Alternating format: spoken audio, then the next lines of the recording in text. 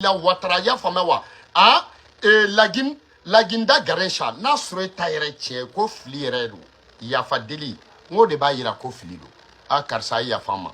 a karsa ne jotala o est-ce que o bueni sheka mawula ni ala ni kira ni chrétien ya famewa est-ce que là nana akufu nunu ni a critique krataw ni adama baro est-ce que ya fadeli man no ni be est-ce que ya fadeli man no ni be oh buye be mune for ça ngo buye de ikale ko bega to fanga ingo e aba yere soso o ma ba yere kele o ma buye ko be jabuye katama simunga ko be jabuye katama maldunga ko be jabuye o ma buye be buye bunya ka bla yere la ka buye bunya aka de unfora ka buye ka se ka de fora ba ko lubla buye ka se ka de tonyo ba ko bla buye ka se ka dugu chi ba ko bla buye ka se ka surasu fora ba bla buye ka se ka intervention ke aka gendarme fora likola buye ka intervention ke munu bina dugu chi ka fa fora ka ba fora ka mode fora ka siniye sigi fora ka jamana chi ka surasu fora olu minele buye ka intervention ko la ko parce que ko Alassane Dramane la watara Johnny Johnny buye te de Bilal Sheka Maoula te sega deli ko la parce que doawu ye ala ka karsa tanye ne tai ebe ka mununga keleke olu de buye fa ne bala côté buye fa ya fama wa Shek Amaoula ala mogo sera makato wa jamana inkono tuabu de amine kata fa tuabu ya amine ay mune kula parce que jama bako Alassane Dramane Ouattara ebika kamunke ni onyona de krabuye fala tuabu do en fait manden jamana ka jamamu kume buya idra fako Shek Amaoula ne bala koto karamo te akume muko aka jama kunga chaka teme wolofo ka sirin tuba taka Shek Amaoula billahi tala Shek Amaoula bangeda foka tasaka sabala ma gleki do poshi be gleki muna u yoro mo fofolo o histoire menanai poshi ama gleki shi do poshi be gleki muna ale de ko ka poshi ge finina ki be fe ko kuma ki dalenta la kibisa ki be fe memara ni munda ma ba di doma ni munda ma bila ba di doma poshi yera kunta ka finina Shek Amaoula ne bala ani choche fly wala na la kunkadide akatema beka tubabu nana mine pourquoi atra Côte d'Ivoire parce que janfa be glan yini parce que tubabu faso yini yo famewa Shek Amaoula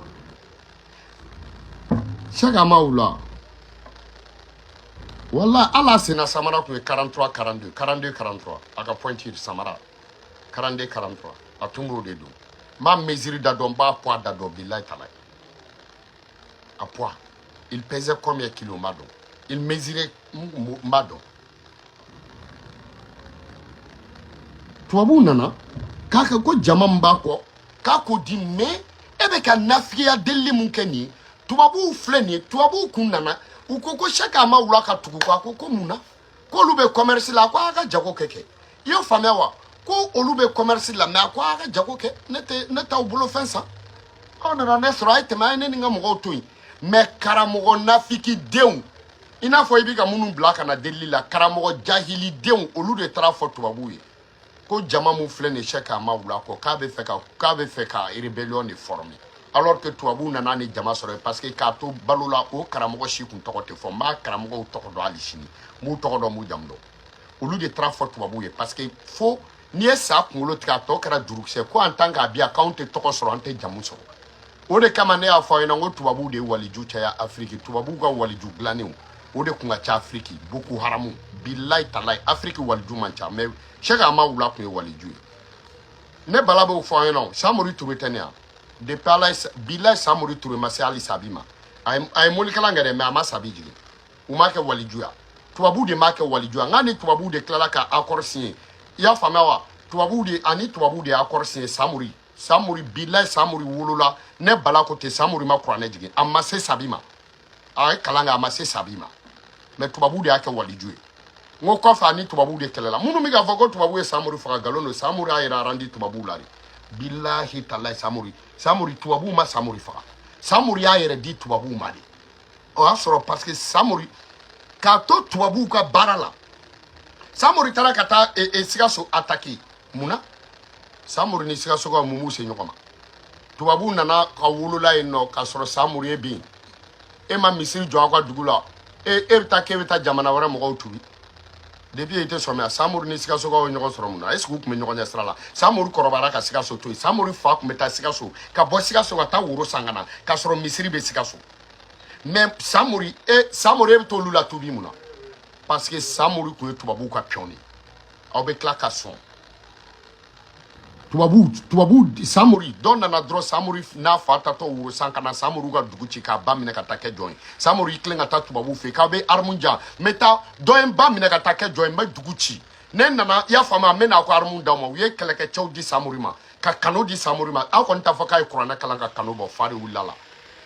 kano ka ye farafin kɛlɛkɛla fɔlɔ mun ka armée la o kɛra Samori Ture a ye kano bɔ marifajanw kapitɛniw minnu formera ka ban a taara tubabuw fɛ yen k'u k'a di k'a bɛna a ba venger tubabuw ye kɛlɛkɛminɛn d'a ma ka sɔrɔdasiw d'a ma Samori taara cɛ ka dugu ci k'a ba minɛ ka n'a ba bila u ka dugu la Samori taara k'a b'u ka kɛlɛkɛminɛn d'a ma o ko non accord ye accord de i bɛ bila an ɲɛ i bɛ kɛlɛ de kɛ donc ça Samori ko kɛlɛ in an b'a kɛ cogo di ko bon an ni minnu bɛ ɲɔgɔn na kafiriw de don e bɛ taa de k'i b'u don diinɛ la donc u tɛna sɔn maintenant e bɛ dugu cɛw faga n'i ye dugu cɛ kumabaw faga anw bɛ sɔrɔ ka don ka taa an ka commerce kɛ commerce kun tɛ dɛ u tun bɛ don ka taa colonisation de kɛ Samori doncogo filɛ nin kɛlɛ la aw b'a ɲɛdɔn wa n bɛna taa dɛ Samori wayi kɛlɛkɛ cɛfarin de don dɛ Samori Ture dɛ ani tubabuw kɛlɛla Samori de ye farafinna coloniser tubabuw ye bilahi talahi walahi n ye n kale ala la histoire fɛn fɛn sɛbɛnna n k'a bɛɛ nkalon Samori Ture kɔfɛ ani tubabuw tilala ka kɛlɛ o y'a sɔrɔ a ko k'a bɛ yɛlɛma farafinw fɛ o y'a sɔrɔ a ye bamananw bɛɛ fa n'u baw faga surtout Burkina aw b'a ɲɛdɔn wa donc bamananw fana y'u fara ɲɔgɔn kan ko u bɛ Samori sogo tigɛ k'a kɛ sara 90 ani sara 9 bɛɛ bɛ dɔ cɛ ka taa kɔsɔ o kɛlɛ de taara kɛ Woyiwayankɔ i y'o faamuya donc u ye Samori ka kɛlɛ koron Woyiwayankɔ de dugunin dɔ filɛ nin ye Woyiwayankɔ yɔrɔ la ko Kunjanbugu kɛlɛ labɛnna Kunjanbugu de la bamananw y'u ka kɛlɛ labɛn Kunjanbugu de la a don ne bala ko tɛ Fɔsɔnbulu o de tun bɛ kɛ ɲugubala yɛlɛ ye Fɔsɔnbulu hali sini Mali bɛɛ fara ɲɔgɔn kan o mɔgɔ tɛ mun ka ɲugubala yɛlɛ ka di ka Kunjanbugukaw ta bɔ wa diɲɛ ala ye diɲɛ kuma o kuma da i bɛ y'a faamu i bɛ tobili nafɛn bulu i b'a kɛnɛ sɔrɔ Kunjanbugu la a ye taa ɲininkali kɛ Kunjanbugu la a kɛlɛ labɛnna Kunjanbugu de la donc bamananw y'u kale ko f'u ka Samori kɛ sara 90 ni sara 9 o y'a sɔrɔ tubabuw bɛ ka bɔ Sɛbɛnnikɔrɔ ka na donc tubabuw bɛ yen bamananw bɛ yen ani bamananw bɛ ɲɔgɔn na tubabuw bɛ ɲɔgɔn na Samori a fana y'i bolo fila wuli k'i yɛrɛ di tubabuw ma u b'u jɔ Samori ouais a ye tubabuw kɛlɛ mais attends mun y'u kɛlɛ ale de bilal'u ɲɛ ka bamanan bɛɛ faga ale de y'u ka kɛlɛ kɛ kɔfɛ a n'u yɛrɛ ma ɲa la parce que a bɔra janfaw kalama o ko la a ko k'a bɛ retourner tubabuw contrôle o y'a sɔrɔ a ni bamananw fana man di aw bɛ fɛn dɔ histoire la aw bɛ fɛn de dɔ histoire la e bɛ n'o ɲɔgɔnna de kɛ mercenaires minnu nana n'u ye Buye den sɔrɔ u b'a faga Alassane Dramane Ouattara mercenaires n'u ye maliden kelen faga u ye Buye den kelen faga n'u ye maliden kelen faga u ye Cheikh Ama Wula den kelen faga n'u ye maliden kelen faga u ye Buye ka geribu kelen faga n'u ye Mali chrétien kelen faga u ye Buye den kelen de faga n'u ye sɔrɔdasi kelen faga u ye Buye den de faga n'a sɔrɔla i y'a faamuya wa n'u ye gendarme kelen faga u ye ɲɔrɔn bɛɛ faga donc o de ye cɛkɔrɔba ɲuman ye o Buye bɛ ten o n k'o de kama a wulilen don kɛlɛ la sinon depuis Ala ye Buye da Buye tɛ fantan dɔn bilahi talahi ne bala ko ten Buye tɛ fantan dɔn depuis Ala y'a da Buye e bɛna mun de deli kɛ alimami minnu b'e fɛ kaso la i t'olu bila fɔlɔ alimami bɔra alimami na Buye ko Alahu akbar tɔw ko Alahu akbar n'i ye silamɛ kelen minɛ k'o don kaso la silamɛ ɲɛmɔgɔ kelen ka na ko silamɛ ɲɛmɔgɔ dɔ e b'o deli o mun ɛsukura i tɛ jɔ an ka dɔn yan i bɛna mun de fɔ an ɲɛna Buye bɛ yafa dɛ wa Buye b'a da don kɛlɛ la wa ni Buye ko an ka mun dabila o bɛ dabila mais Buye t'a fɔ ko ka nin dabila Buye da tɛ nin na aw nana alihamudulilayi ja i bɛ yɔrɔ dɔn koyi Alassane Dramane Ouattara la ilaha illallah e port bɛ garer sa e bɛ k'i ka courant tigɛ e bɛ kana delili la ebe check se akana sans délai, sans délai, sans délai, 100 fois, sans délai, 100 fois. Ni yere ko sans délai ko clé. CEDEAO desera. Pardon, CEDEAO desera. ONU desera. Yo fama médiateur be desera. Atena kele la sawa. Surtout ni aw yere be se kele la. Jamana mu be guerre la plus de 10 ans.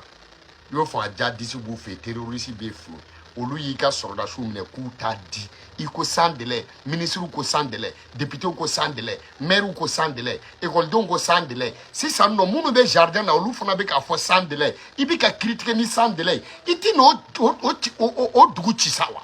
Iti na malin chisawa.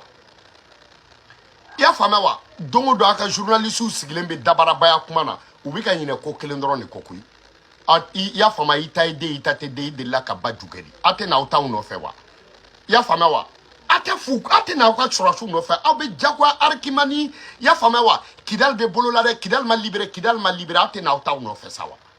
Ay na kwa chorasi nunu no fe. Ni munya bade ukana. Na yaw fade doka nunu no fe.